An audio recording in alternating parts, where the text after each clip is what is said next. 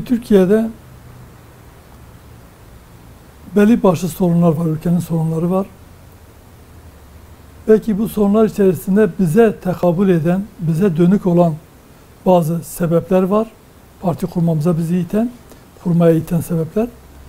Bir de ülkenin gidişatı, siyasi gidişatında gördüğümüz yanlış uygulamalar sebebiyle biz bu hem bize özel hem de genel sebeplerden dolayı parti kurmaya karar verdik.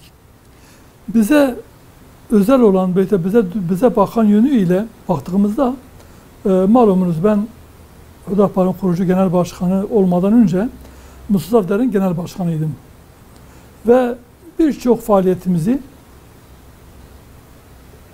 Türkiye'de belli bir boşluğu doldurmak, halkın temel sorun ve sıkıntılarına eğilmek için bir dernek faaliyeti yapıyorduk. Hem ekonomik olarak sorunlarını gideriyorduk, hem toplumdaki mevcut tıkanmışlıklara çözüm bulmaya çalışıyorduk. Böylece bozulan dengeleri bir partiden de dernek düzeyinde, dernek faaliyetleriyle topluma yardımcı olmaya çalışıyorduk. Toplumdaki sorun ve sıkıntıları giderme noktasında bir faaliyetimiz vardı. Tabii bundan rahatsız oldular. Ve derneğimizi haksız yere kapatılır. Ve biz derneğimizin şiarı olan 3 temel kıstasımız vardı o zaman. Fakirlikle mücadele, cehaletle mücadele ve ihtilaflarla mücadele. Bunları toplumu geri bırakan 3 unsur olduğundan bunların izalesi için uğraşı veriyorduk. Ve dernek çalışması yaparken Türkiye'nin birçok ilinde, 20 küsur ilinde şubelerimiz vardı. Yani birçok siyasi partiden daha fazla etkinliğimiz, daha fazla çalışmamız ve teşkilatlamamız vardı. Bu da işte bize muhalif olan, çalışmamızı istemeyen, bizi illegalize etmek isteyen, marjinal hale getirmek isteyen kişi ve gruplar, diyelim devlet içinde çöreklenmiş ve dışındaki bir kısım çevrelerce faaliyetlerimiz engellenmek istendi ve nihayeten derneğimizi kapatarak böylece önümüz kesildi. Bize yapmış olduğumuz istişarelerde artık siyasi bir oluşuma da gitmesi gerektiği kararını aldık. Çünkü birçok partiden daha fazla hem siyasi alanda demeçlerimiz, açıklamamız, faaliyetlerimiz vardı. Basın açıklamalarıyla, yapmış olduğumuz mitinglerle özellikle hem ülke içi hem ülke dışındaki sorun ve sıkıntılara yönelik olarak yapmış olduğumuz büyük mitingler var. Basın açıklamalarımız var. Yani bir partiden daha aktiftik. Ama bir siyasi temsiliyetimiz yok. Bizi gerçek manada temsil edebilecek olan, Hüdapar'ın şu anki misyonunu yerine getirebilecek olan, ilkesel bazda bizimle aynı düşünce olan bir parti olmadığı için ve bizim dile getirdiğimiz sorunları da mevcut hiçbir partinin dile getiremeyeceğini, sorunlara o cesaretle, bizim sahiplendiğimiz cesaretle sahiplenebilecek olan bir siyasi yapıyı da görmediğimizden dolayı biz o boşluğu doldurmak için ve siyasi temsiliyetimizi de kendi elimizle temsil edebilmek için kitlemizi, tabanımızı ve halkı mevcut siyasi partilerden memnun olmayan, memnun kalmayan, beğenmeyen, onların tamamen onlardan farklı da düşünen kişileri de temsil edebilecek olan bir partiye ihtiyacı vardı. Siyasi temsiliyet ihtiyacı vardı. Ve Hüdapar bu boşluğu doldurmak için kuruldu. Mesela biz o dönemde parti kurmaya iten sebeplerin başında halkımızın inancını tam anlamıyla yaşayamaması sorunu vardı. Kürt kimliğinin ülkenin 25 milyonunu ihtiva eden bir kavmin, bir halkın dilinin, kimliğinin, kültürünün inkar edilmesi o günde vardı, bugün de var.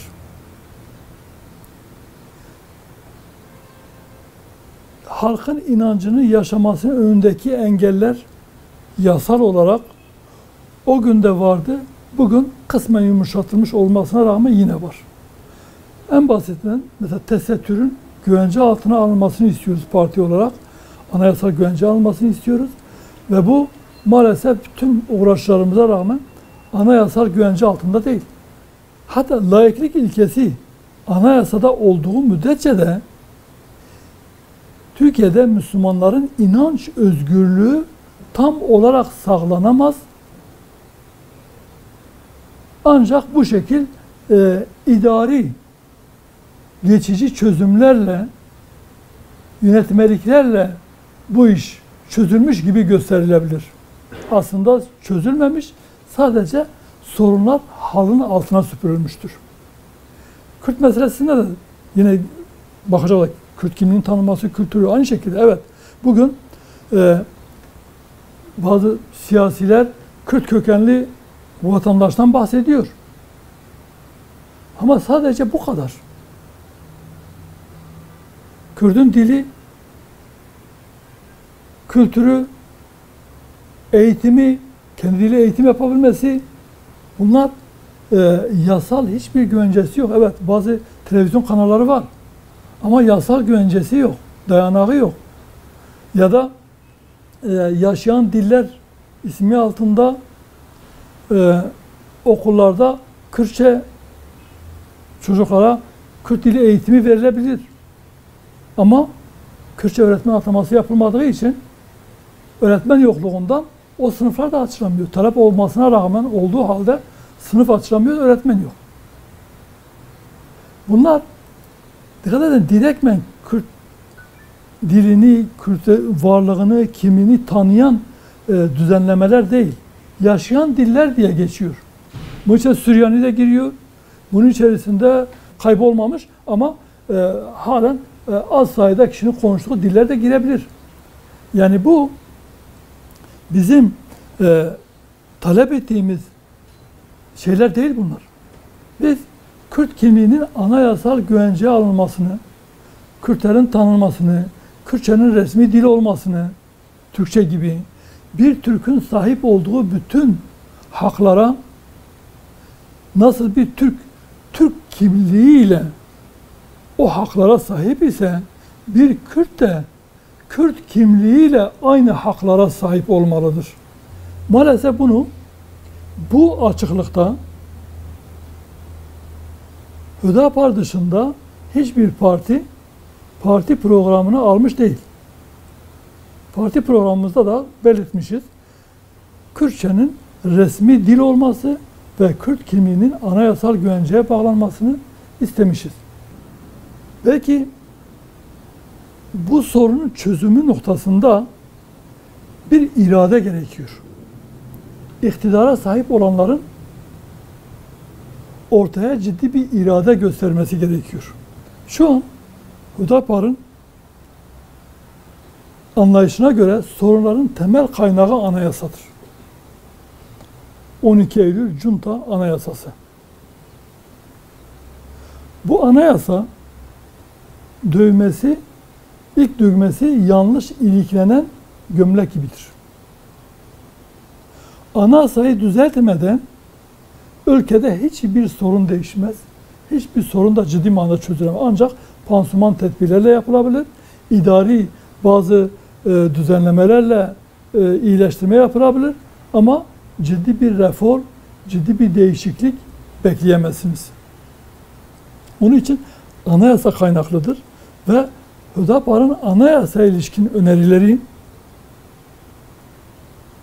hem parti programında belirtmişiz hem de zaman zaman dile getiriyoruz. Evet, bu bir an önce bu ülkede yeni bir anayasa yapılması lazım.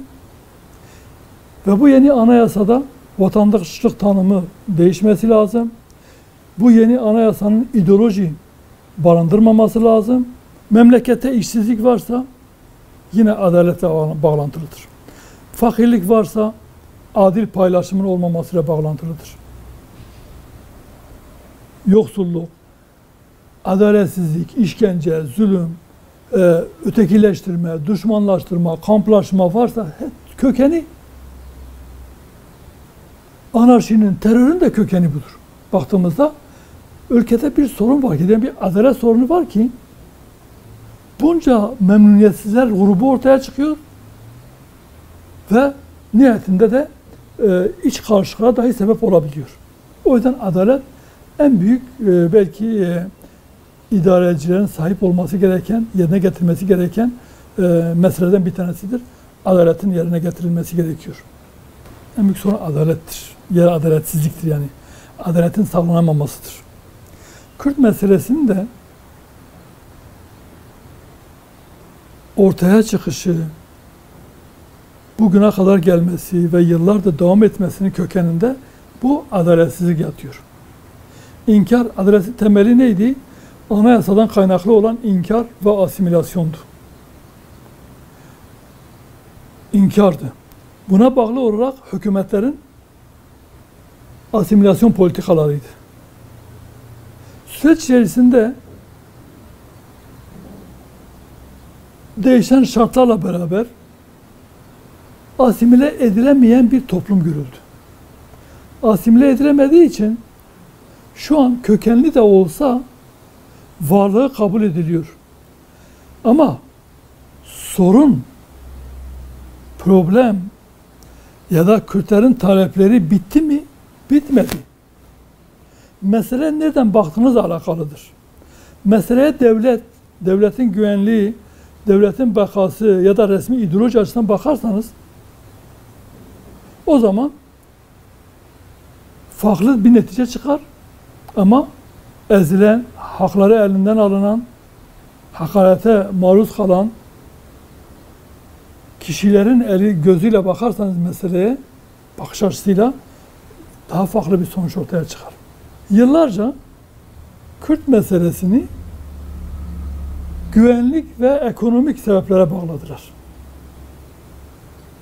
Eğer işte terör biterse Kürt meselesi de bitecek. Oraya işte fabrika gider, ekonomi olarak gider, iş aç olunca o zaman Kürt meselesi biter. Ekonomik mesele sadece Kürtlerin değil. Ülkedeki 80 milyon insanın sorunudur. Güvenlik meselesi, asayiş meselesi 80 milyonun sorunudur. Sadece Kürtleri bağlamıyor. Kürtlerle alakalı bir sorun değil. Devletin yanlış politikalarını istismar eden bazı kişiler, gruplar, silahlı unsurlar çıkar, bunu istismar eder. Devletin yanlış politikaları nedeniyle bunu propaganda malzemesi kullanır, eleman temin eder ve kendi ideolojik taleplerini elde etmek için de silahlı mücadele yoluna girer. Bunun Kürt meselesi alakası yok. Yani barışçıl taleplerle, hukuki taleplerle ortaya çıkılsaydı belki bu haklara Kürtler çok daha önce kendi haklarına kavuşma imkanı daha farklı olabilirdi. Bu açıdan devlet de bu bakış açısını değiştirmesi lazım. Yani buradaki güvenlikçi politikasının değişmesi lazım. Sorunun kaynağı inkarcılıktır.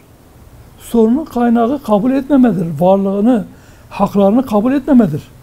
Kürt'ün hakları kabul edildiği anda evet Kürt sorunu biter. Kürt meselesi çözülmüş olur.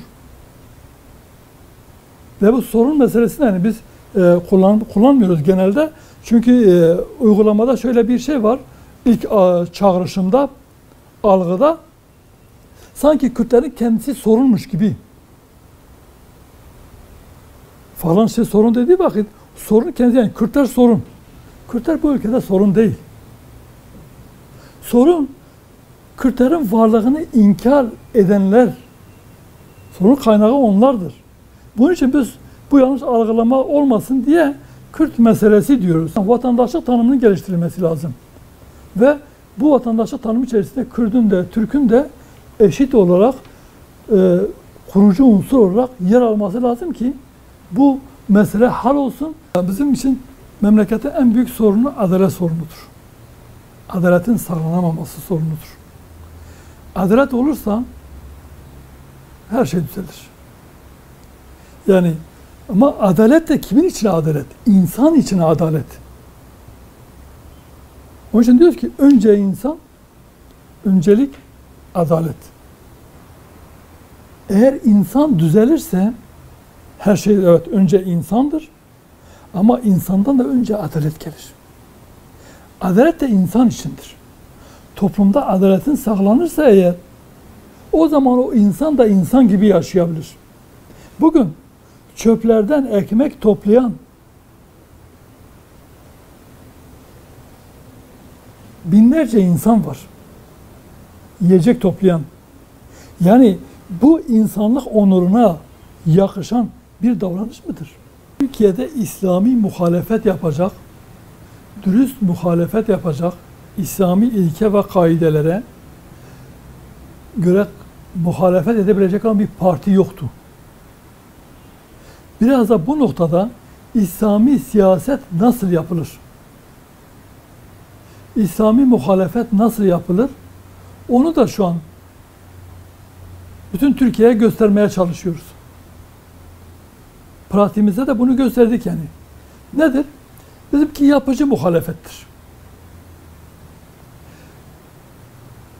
Doğru kimden gelirse gelsin, biz o doğruyu, ilkelerimize uyan, o doğruyu savunur, yanında yer alırız.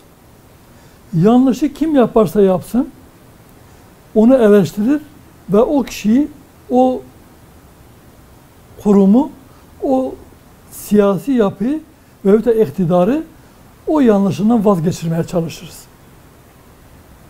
Doğruya doğru, eğriye eğri bir siyasetimiz var. Yani muhalefetteyken farklı söylemek, iktidara gelince onun tersini yapmak gibi bir şeyin biz İslami siyaset anlayışına aykırı, Müslümanın siyaset anlayışına aykırı olarak görüyoruz. İslami, dürüst siyaset anlayışından çok uzaktır. Muhalefet de aynı şekilde. Muhalefet sırf iktidarı eleştirmek için doğru bile yapsa olumsuz penceresinden bakıp illa o icraatı kötüleyecek. Ama iktidara geldiğinde de kendisi onu yapacak. Veyahut da iktidardayken yaptığı, savunduğu bir yanlışı muhalefete gelince eleştirecek. Bu doğru bir siyaset anlayışı değil.